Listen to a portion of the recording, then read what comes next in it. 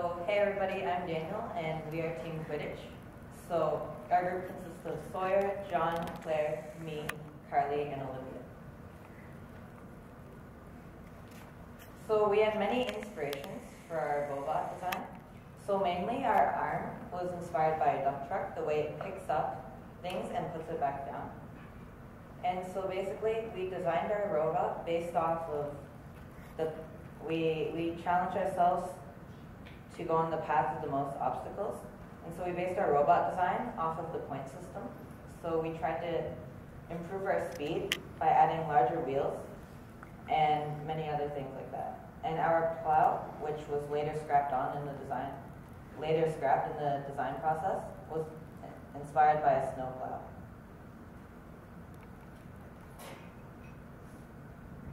So our process consisted of the planning, making the 3D models for the wheels, 3D printing the wheels, which took about 2 hours for each wheel, making the servo arm, and making the bucket, and finally coding.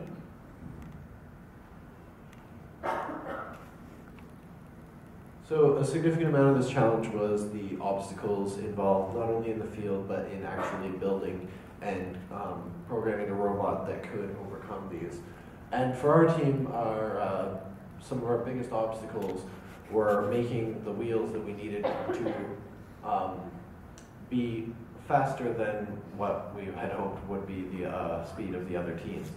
As well as to actually print out these wheels, we had to make sure that we were going to use them on the final robot. So to do that, we had to, with the help of some mentors, solve a lot of math to figure out just how much faster we'd be and at what cost.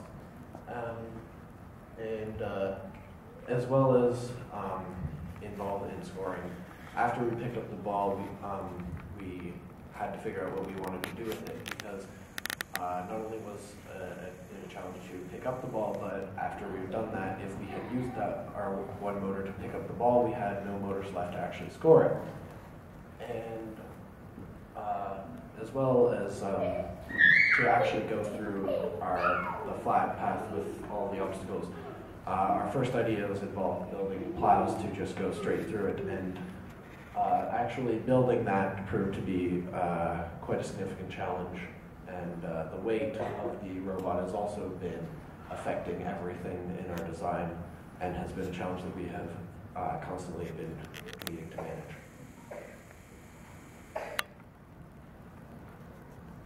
So for our final design, we used wheels that are larger than the standard wheels.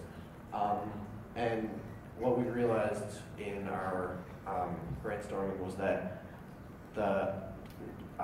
after scoring and getting there and back, the main part of the challenge had to be doing it as fast as possible. So that's why we used bigger wheels. To also, in doing that, the best way we've decided would be to take the most direct path, as actually going up the bridge made you slower, and you actually had to cover a little bit more distance too.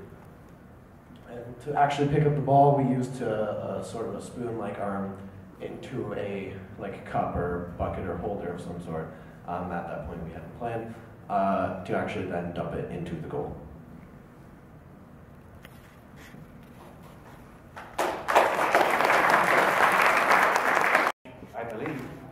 That we are now on Team Quiddich, who may have been confused about the rules of game. Slide. Harry Potter.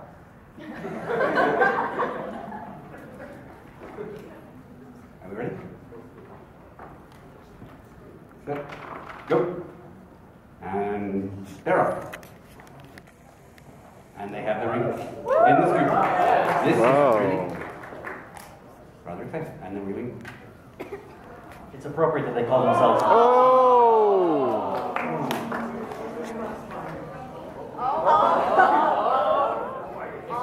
It's dead. It's jammed itself into a wall. It's fighting for its free will. They may have met with some orcs. Or Sauron just murdered them all. I'm not sure. But they're in a wall somewhere. in a wall somewhere, and they aren't moving. So, are we going to cut it? We're going to cut it.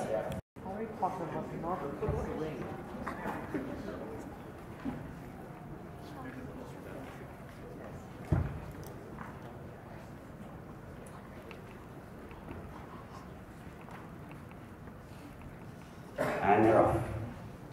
Scoopa-doopa, the super-duper scooper works. And they're trekking across the plains.